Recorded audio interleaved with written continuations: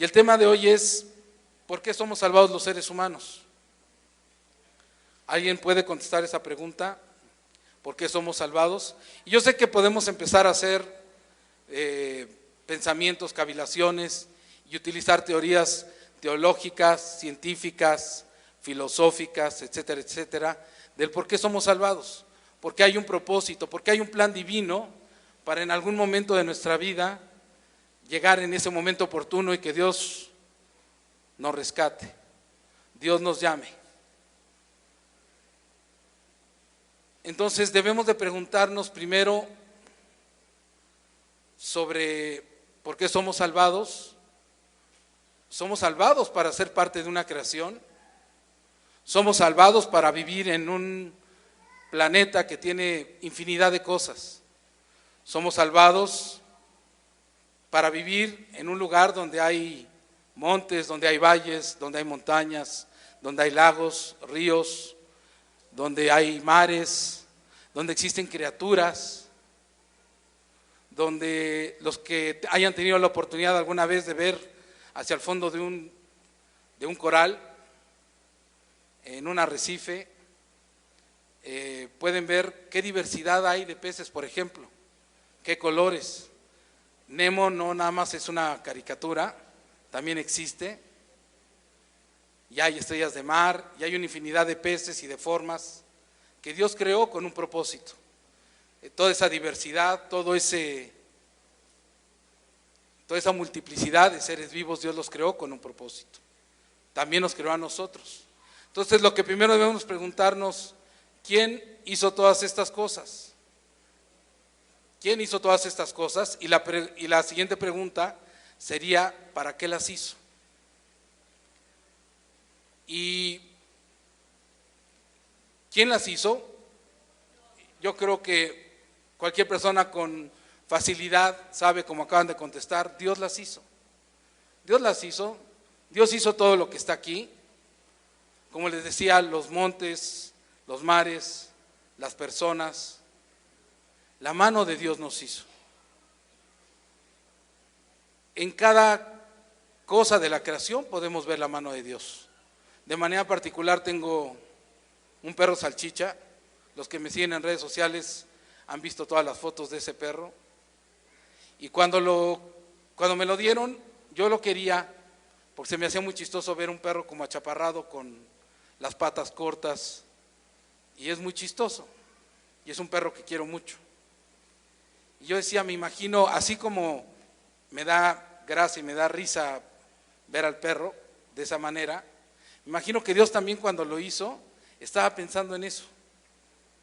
Imagino que un día se levantó y dijo, hoy que voy a hacer un perro salchicha, que sea chaparro, con patas chiquitas, que sea chistoso, para que la gente se goce cuando ve un perro de este tipo. Y así podemos poner atención en cada parte, en el cielo, en los mares, cuando escuchamos el río, cuando vemos las olas del mar, en el viento, en las hojas de los árboles cuando se mueven, en todo lo que vemos podemos ver la hechura, la mano de Dios, su autoría, y sabemos que todo, absolutamente todo, es hecho por Él. Yo sé que las personas de repente nos robamos ese privilegio de decir, yo inventé la penicilina, o yo inventé un coche, o inventé la rueda, o inventé el internet. Todo es inspirado por Dios. Todas las cosas están hechas para agradarle a Él, para alabarlo. Cuando vemos que suceden cosas terribles, cuando vemos que se forjan armas para matarnos unos a otros, por supuesto sabemos que ahí no está Dios. Antes, en la antigüedad, cuando el hombre salía a la guerra, iba y peleaba un hombre contra otro hombre, y había reglas específicas, y había una manera de llevarse a cabo en un lugar indicado, y un día el hombre descubrió cómo matarse de manera rápida, selectiva a un gran grupo, un número grande de personas, y vimos con horror las guerras, vimos con horror los campos de concentración, vimos con horror la bomba atómica, y el hombre aprendió cómo exterminarse unos a otros. Sabemos que nuestro Señor nos hizo, y no nosotros a nosotros mismos, pueblo suyo somos y ovejas de su prado. La siguiente pregunta, relativa al propósito, ¿para qué? ¿Para qué fueron hechas estas cosas? Es para la gloria de Dios, para su honra, para agradarle. Ninguna otra respuesta es compatible con ese propósito. Yo sé que muchos pensamos que Dios hizo todas estas cosas para el ser humano, para que el ser humano viva, para que el ser humano se reproduzca, tome autoridad y tome posesión sobre la tierra. Y sí, Dios nos da esa oportunidad, inclusive nos invita a que la sojuzguemos, a que tomemos autoridad de lo que hay aquí. Pero yo no creo que Dios nos lo haya dado para que lo destruyamos. Yo creo que Dios nos lo dio para que tengamos un provecho adecuado de las cosas. Y puso al sol para que nos alumbre y nos dé calor, y puso la luna también para que haya noche.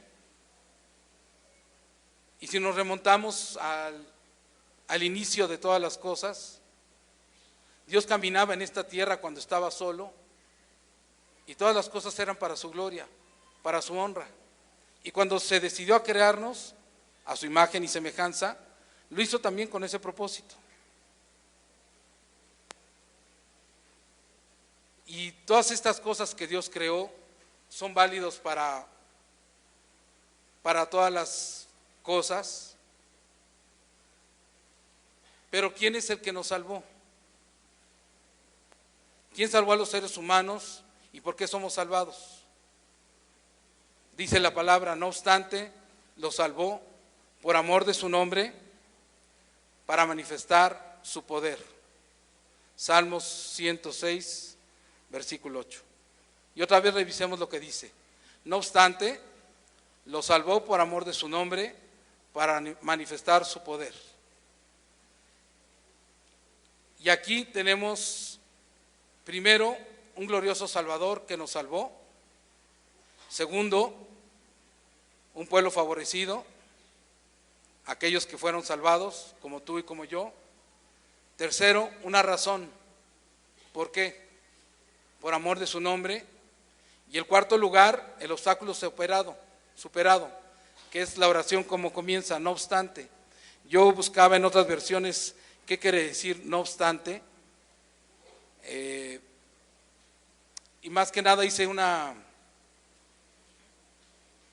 definición propia. No importando lo que yo hice, Dios me salvó por amor de su nombre, para manifestar su poder. Y me salvó a ti y me salvó a mí. Y mira, antes de llegar un día a una reunión como esta hace 6 años, algo así, tuve muchísimas cosas por las que yo necesitaba a Dios, necesitaba ser salvado.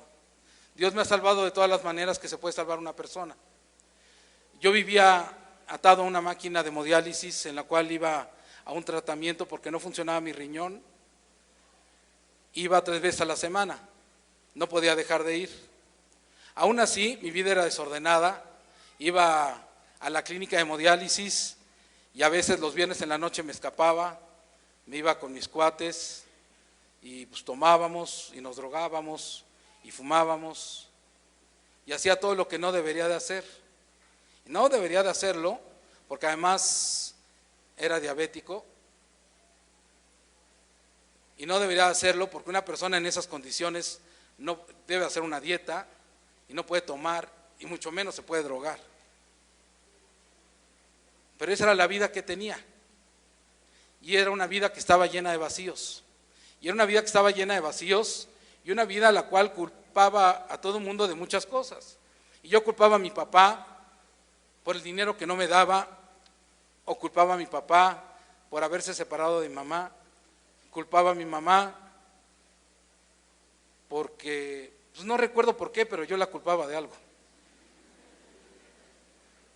Por ahí debe de andar, espero que no me escuche. Pero culpaba a todos de algo. Yo estaba casado, Dios me entregó una hermosa mujer en aquel tiempo. No, no es cierto. Me entregó a mi esposa, nos dio la bendición de tener un hijo. Y yo los traicioné. Traicioné lo que Dios me dio. Dios me entregó una mujer para amarla, para respetarla, para protegerla, para cuidarla. Me entregó un hijo para educarlo en bien, en rectitud, para tener una relación con ellos. Muchas veces cuando vemos que las relaciones con los hijos están rotas, están quebradas, y ahora lo veo muy singularmente con muchos amigos que tiene mi hijo de la universidad, que prácticamente en el 99% de los casos, papá y mamá están separados. Y digo, ¿qué ocurre? ¿Qué está pasando? Tenemos un Dios que nos salva, como dice aquí la palabra, por amor de su nombre. Pero ¿qué es lo que pasó? ¿En qué momento nos perdimos? Tenemos entonces un Salvador, los salvados que somos todos nosotros, la razón por la que nos salvó y el obstáculo quitado. ¿Sí? ¿Quién es ese Salvador? Ya sabemos que Dios, pero es Jesús. El Hijo nos redime, nos perdona. Él pagó ese precio por nosotros. Dios decidió entregar a su Hijo para que nosotros fuéramos salvados. Así de importantes somos. Dile que está a tu lado, eres muy importante para Dios. Y ahora contéstale, tú también. Y yo también, y todos. ¿Quién tiene aquí un familiar que no conoce a Dios?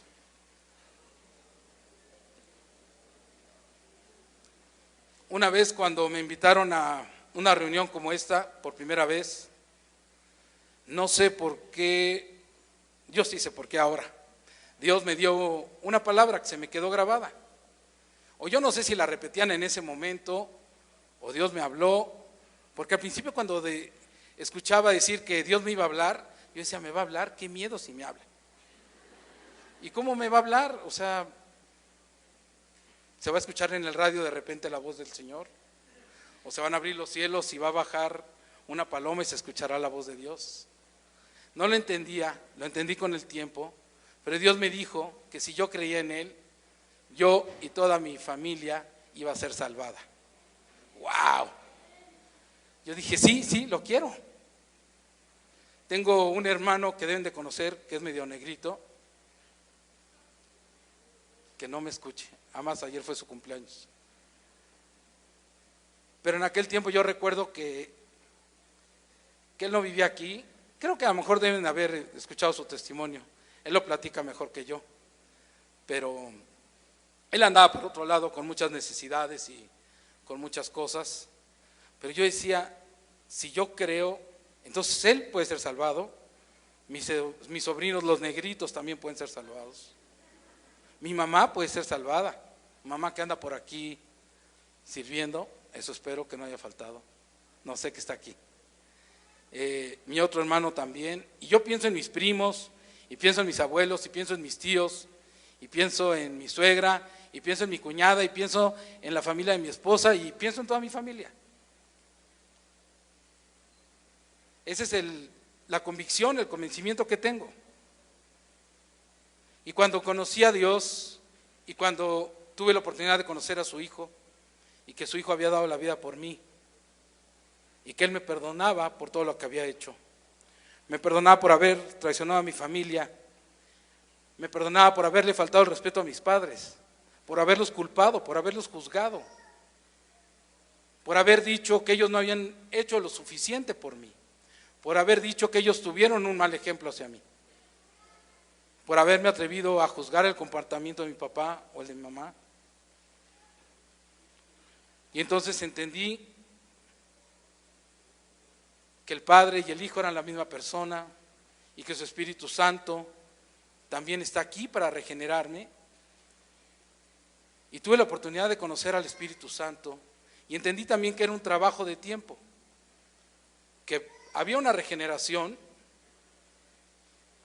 y Dios empezó a regenerar mi vida. Cuando yo llegué, no estaba casado con mi esposa de la que les digo, le platiqué, porque estábamos divorciados. Yo me había casado 2 veces después, no tuve más hijos y de alguna manera el Señor me trajo de las orejas y me volvió a reunir con mi familia y la regeneró y la reintegró y la restauró y nos salvó. Nos salvó como familia y también nos dio un propósito por el que vivir. Nos dio un propósito que con el tiempo descubrimos que era la Fundación Camino a Casa, y nos dio todavía una familia más grande. En aquel tiempo orábamos por una hija. Un día en un evento como el que vamos a tener el fin de semana, una mujer oró por mi esposa y le dijo que iba a tener muchas hijas. Es de esas cosas que luego uno no debe escuchar, porque no sabíamos a qué se refería el Dios, pero se refería a vas a tener muchas hijas en Fundación Camino a Casa y en Fundación Reintegra, y las vas a conocer y vas a convivir con ellas y vas a tener el honor, la dicha, el gozo de compartir conmigo esa visión y ese sueño que es salvar a todos. Dios nos quiere salvar a todos, ¿estamos de acuerdo? Él quiere. Nosotros queremos, estamos convencidos de que ya fuimos salvados, que necesitamos que nos salve día con día, y nuestra familia, y nuestros hijos, y nuestras esposas, nuestros esposos, nuestros hermanos, ¿dónde están? ¿Son salvos? Porque cuando ponemos estas cosas en ese contexto y nos preguntamos, ¿ellos ya son salvos? ¿Ya están salvados? ¿Lo puedes asegurar?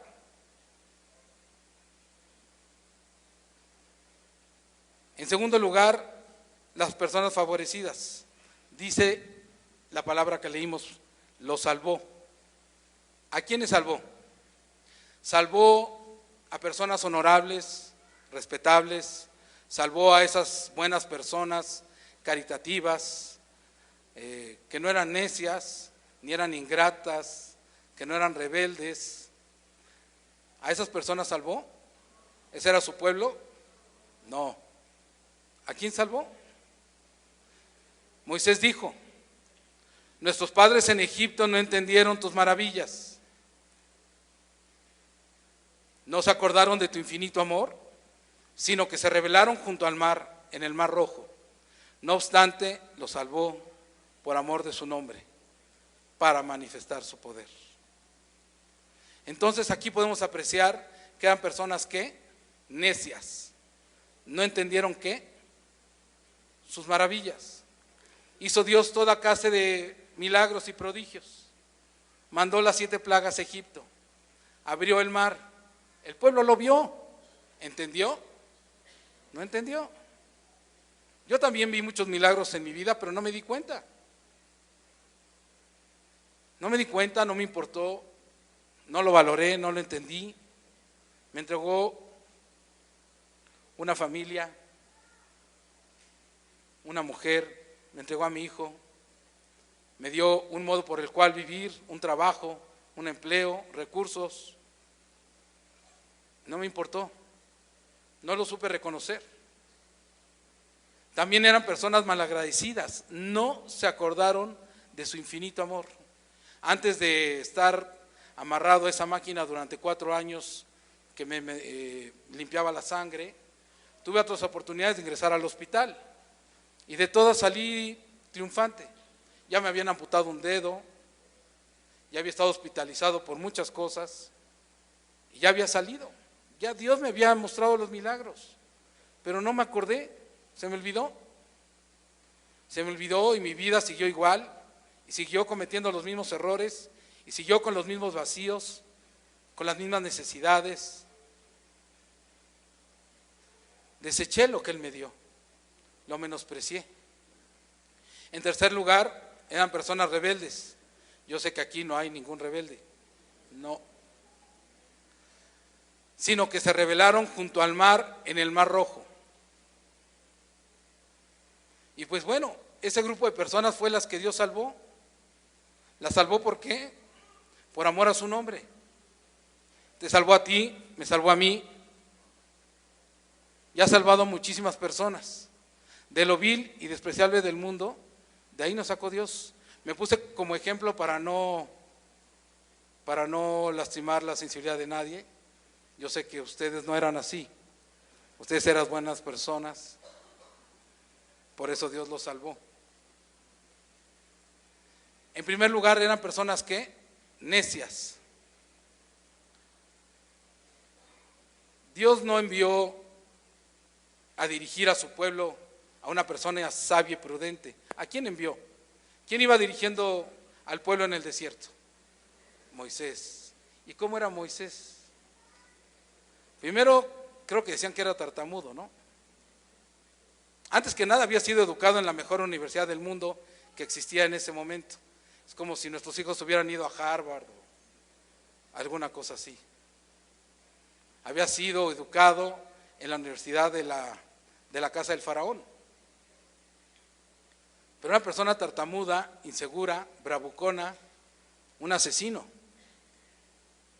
Y ese fue el hombre que dirigió al pueblo. Pero entonces Dios se mostró, ¿y qué fue lo que hizo con Moisés? Cambió su corazón. Y todos tuvimos ese encuentro con Dios. ¿Y Dios qué es lo que ha hecho? Cambiar nuestros corazones. Por eso estamos hoy aquí.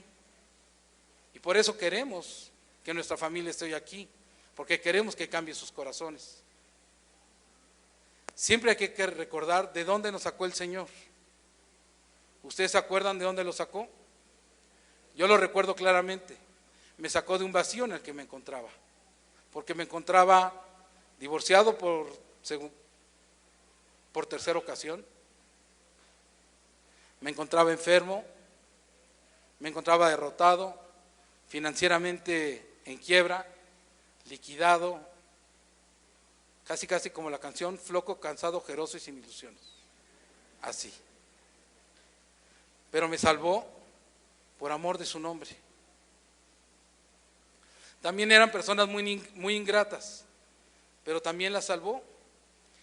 ¿De cuántas veces libró Dios al pueblo de Israel de la muerte? ¿Han leído el Éxodo? ¿Y los libros que siguen? Hasta el Deuteronomio. ¿Y cuántas veces los libró? ¿Y cuántas veces se quejaron? Hasta cuando lo vas leyendo decías así como que, pero qué sopes, o sea, ¿cómo no entendían si estaba tan fácil? Pero se seguían rebelando. Hicieron una víbora y veían la víbora de oro. Hicieron un becerro, veían al becerro de oro. Parecía que Dios les decía, no vean otras cosas, sino ellos iban por el otro lado. Necios, así. Yo sé que aquí no hay necios, ni rebeldes, ni ingratos. Y así hemos sido rescatados muchas veces. Dios nos ha librado de la tumba. En lo personal, muchas veces desconocí esa parte de Dios. Yo sé que de alguna manera religiosa me educaron en una parte de la religión, y en esos momentos de angustia pues uno decía, por favor Diosito, perdóname, te prometo que ahora sí, si tú me salvas de esta, ahora sí me compongo. No le vuelvo a pintar el cuerno a mi mujer, te lo prometo. No me vuelvo a drogar, no me vuelvo a tomar, pero sácame de esta. En Isaías 1:3 dice, el buey conoce a su dueño y el asno el pesebre de su señor. Israel no entiende, mi pueblo no tiene conocimiento. ¿Y cuántas veces hemos visto que por falta de conocimiento nos hemos equivocado y hemos tenido esas actitudes y hemos tenido esa vida? ¿Cuántos han recibido aquí favores de Dios? Yo muchísimos. De hecho, no sé si tuviera tiempo de narrarlos, de escribirlos. Hace 2 o 3 años, ya no recuerdo, Tuve una prueba muy fuerte porque me amputaron el pie izquierdo, por eso ven que como que de repente como que bailo. No estoy bailando, ni quiero ir al baño, sino que es mi prótesis que tengo que balancear. Y ha habido otros momentos en los cuales hay pruebas muy difíciles. Me ha tocado vivir esta increíble aventura junto con Rosy y Alejandro en la lucha en contra de la trata de personas. Y esta semana tuvimos una prueba muy fuerte. De hecho, ni siquiera entre la plática que tenía que dar hoy y lo que pasó, ni siquiera recuerdo que la vez que me amputaron el pie hubiera sido una prueba tan fuerte como esta. Porque sí, pues hay una oposición a esto que se hace. Hay una oposición cuando el pueblo de Dios se levanta y decide hacer un cambio. Hay una oposición cuando hacemos de esta vida cristiana una vida con propósito, una vida de fe, una vida de fuerza, de entereza, de luchar contra lo que está mal. Dios no quiere eso que está mal. Nos da la capacidad de crear cosas, de inventar cosas, pero para hacer el bien. Sin embargo, vemos cómo muchas personas crean estas cosas para hacer el mal. Dios me salvó cuando no había nada, absolutamente nada que pudiera yo decir a mi favor. Como dice la palabra que leímos, había yo sido necio, ingrato, rebelde y quién sabe qué otras cosas más. Cosas que ni siquiera les puedo platicar por pena, por vergüenza. Si Dios actuara como nosotros, ¿qué sería de nosotros? Un ejemplo muy claro es, por ejemplo, en la mañana cuando sales en el carro y va el microbús y se te cierra, ¿qué es lo primero que piensas? Señor, abre un socavón y que se trague el microbús, que nadie se muera, solamente el chofer, te lo pido en el nombre de Jesús. O te lo llevas o te lo mando, ¿no? O por favor, Señor, perdónalo, pero no lo reproduzcas, por favor, para que no. Y Dios no piensa así. Dios no hace esa acepción. Si Dios tuviera ese temperamento, ese carácter, ¿en dónde estaríamos? ¿En dónde estaría yo con la vida que tuve, con las actitudes que tuve, con mi comportamiento? ¿En dónde estaría cuando traicioné a mi mujer, cuando traicioné a mi hijo? ¿En dónde estaría cuando juzgué a mis padres, cuando les falté el respeto? ¿Qué es lo que dice ese mandamiento? Honra a tus padres.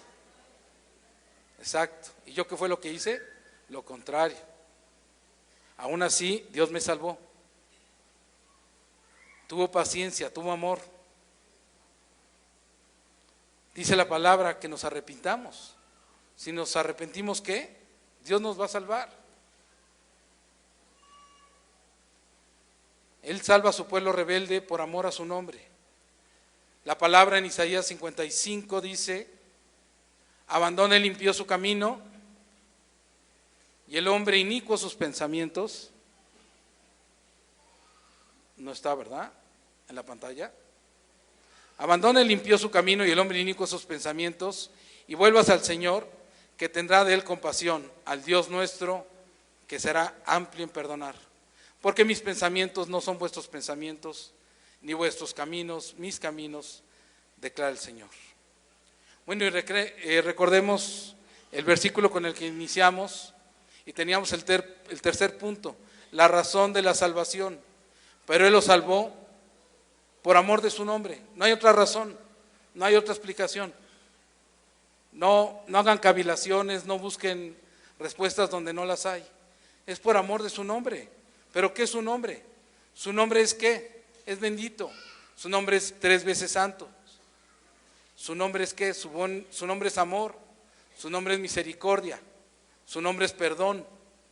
Tiene todas esas cualidades. Cuando tú te presentas con tu nombre, si yo me presento en una de mis juntas, la gente sabe que soy un abogado y lo que represento o el servicio que voy a ofrecer.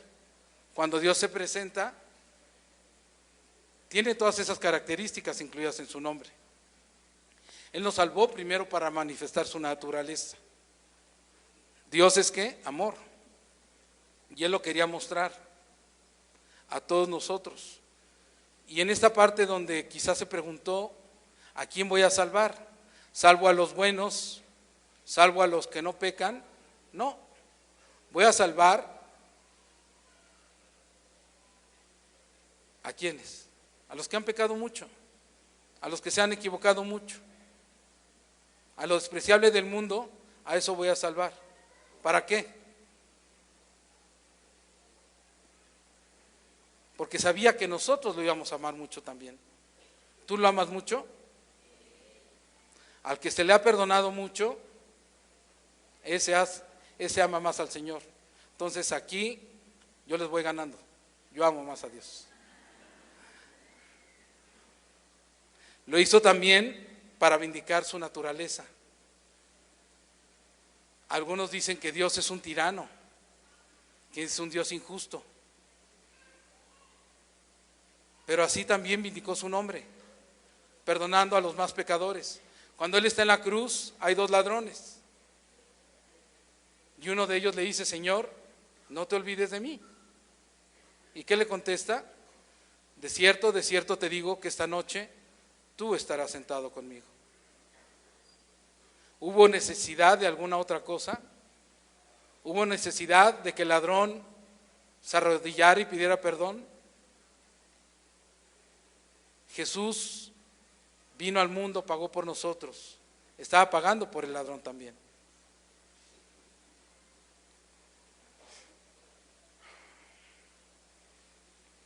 Todo esto lo hizo Dios, ¿por qué? Por amor a su nombre.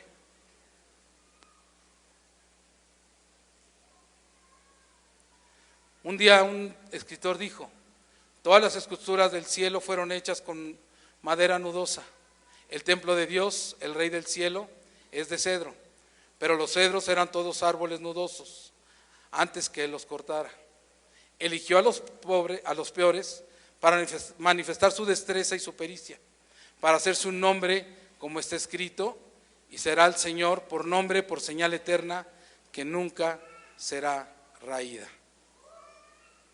Y esto nos coloca a todos en la misma capacidad, en la misma oportunidad. No hay acepción de personas, todos podemos ser salvados. Ninguno tiene más dinero que el otro, o estudió más que el otro, o está más bonito que el otro, o está más feo que el otro, o más flaquito, o más gordito. Todos somos iguales, todos tenemos esa oportunidad. Nuestra familia también la tiene. Imagínense en un acto protocolario en el Palacio Nacional, donde te dejan entrar por tu nombre. Te apellidas Murillo Caram, inmediatamente entres. Te apellidas Villar Barajas, pues no, ese no entra. Aquí no, aquí todos podemos entrar, todos somos iguales. Los Orozco Rubio, de la Garza, Villar, Sánchez, González, López, Hernández, todos podemos entrar, todos somos iguales. Todos fuimos ¿qué? Fuimos necios, ingratos y rebeldes, incluidos los Orozco, no se los digan, se van a enojar, nunca vayan a decir eso. Rosy ya se subió, entonces por eso lo puedo decir. No obstante, lo salvó por amor de su nombre para manifestar su poder. Y hay una parábola, alegoría que les quiero leer. Me fue encargado que la leyera como si estuviera declamando. De hecho, Alejandro me dijo, apréndetela y la recitas. Nada más que tiene 3 cuartillas, entonces no me la pude aprender. Esa es la verdad. Pero se las quiero leer. Yo sé que hay personas que vienen por primera vez. ¿Nos pueden alzar su mano? ¿Por dónde? ¿Por dónde? Aquí, allá en la esquina. Un aplauso, por favor.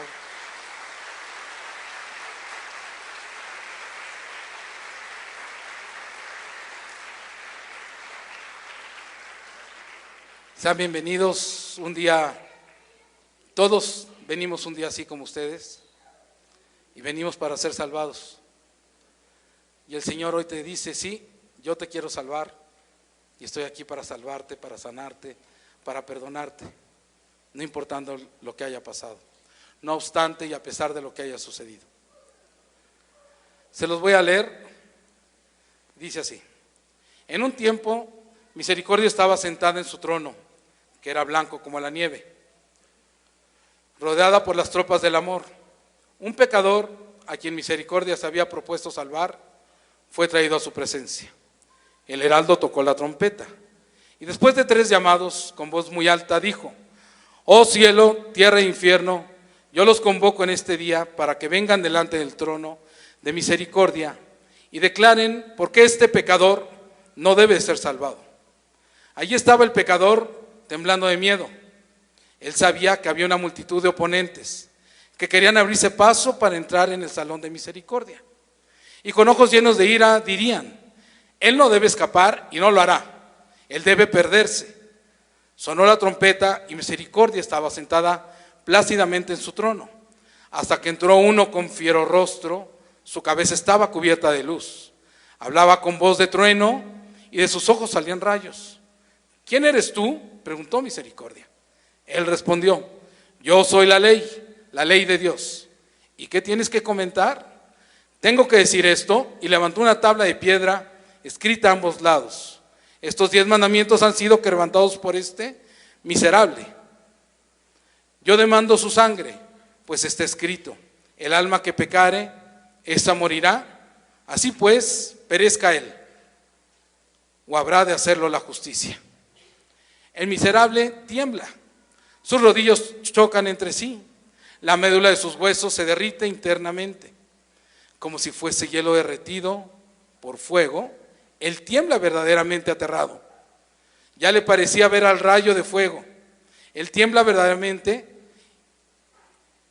y ya le parecía ver el rayo en su contra, penetrando en su alma, y el infierno abierto en su imaginación delante de él. Y se consideró perdido allí para siempre. Pero Misericordia sonrió y dijo: ley, yo te voy a responder. Este desdichado merece morir. La justicia demanda que perezca. Te concedo la demanda. Yo, cómo tiembla el pecador.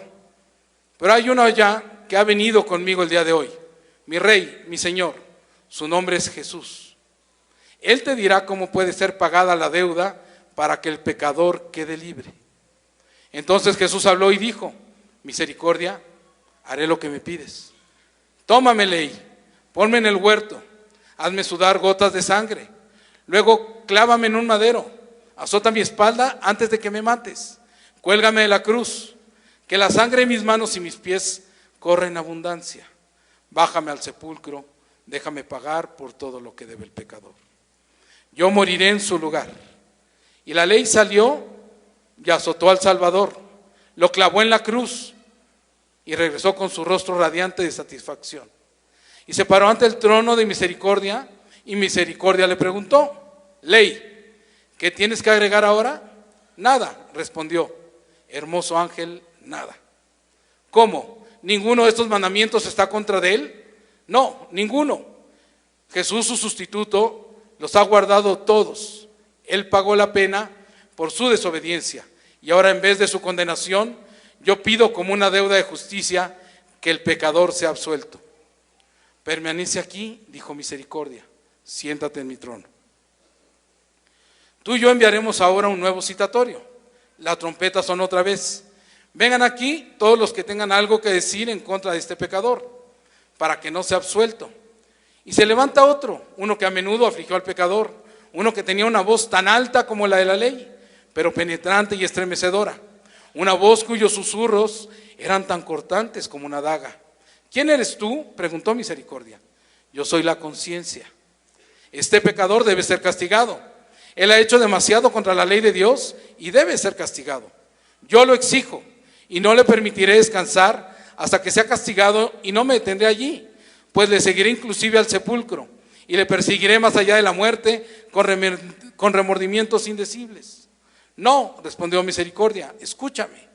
y haciendo una pausa por unos momentos, tomó un manojo de hisopo y roció con sangre a conciencia, diciendo: escúchame, conciencia, la sangre de Jesucristo, el Hijo de Dios, nos limpia de todo pecado. Ahora, ¿tienes algo que decir? No, respondió conciencia, nada. Cubierta está su injusticia. Él es libre de toda condenación. Desde este momento ya no le atormentaré.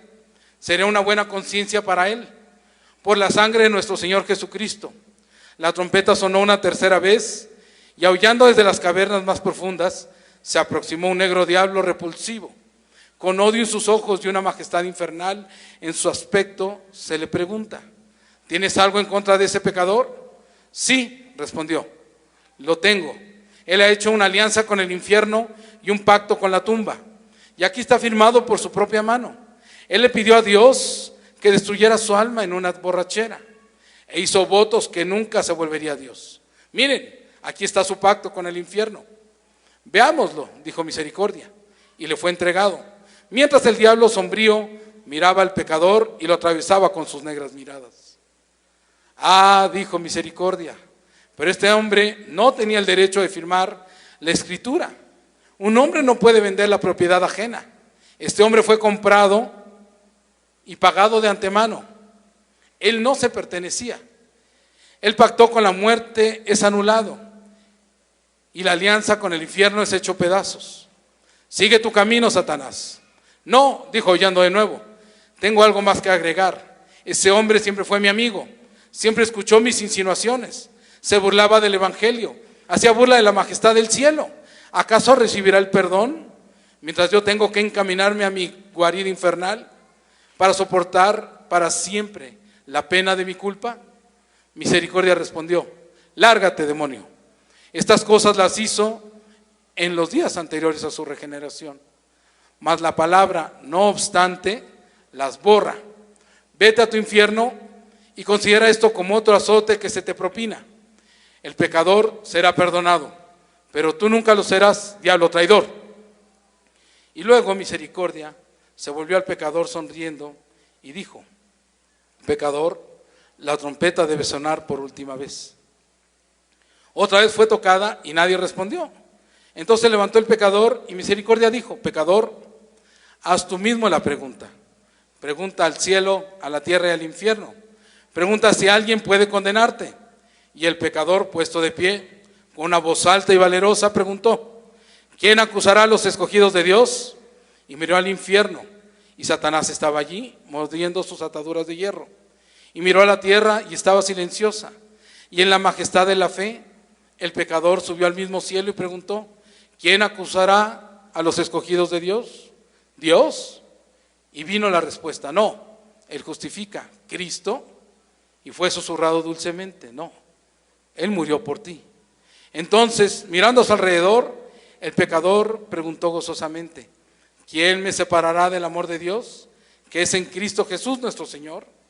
Y el pecador, que estaba condenado antes, regresó a Misericordia y permaneció postrado a los pies de Cristo, e hizo votos de ser suyo para siempre. Si lo guardaba hasta el fin y lo convertía en lo que él deseaba que fuera, entonces ya no sonó más la trompeta, sino que los ángeles se regocijaron y el cielo se alegró, pues el pecador había sido salvado. No obstante, no hay peros, el obstáculo ya fue quitado, no importa de qué tamaño haya sido ese. No obstante, cualquiera que sea ese no obstante, para ti no disminuye para nada el amor del Salvador por ti. Acércate a Jesucristo, hoy es el día de tu salvación. Cree y vivirás. Si tú has pecado, Jesús te dice ahora: abandona el impío su camino y el hombre inicuo sus pensamientos y vuélvase al Señor, que tendrá de él compasión, al Dios nuestro que será amplio en perdonar. Y vamos a hacer esta invitación para las personas que vienen por primera vez. Si pueden pasar aquí al frente, por favor. Queremos todos darles otra vez la bienvenida hacer una oración por ustedes.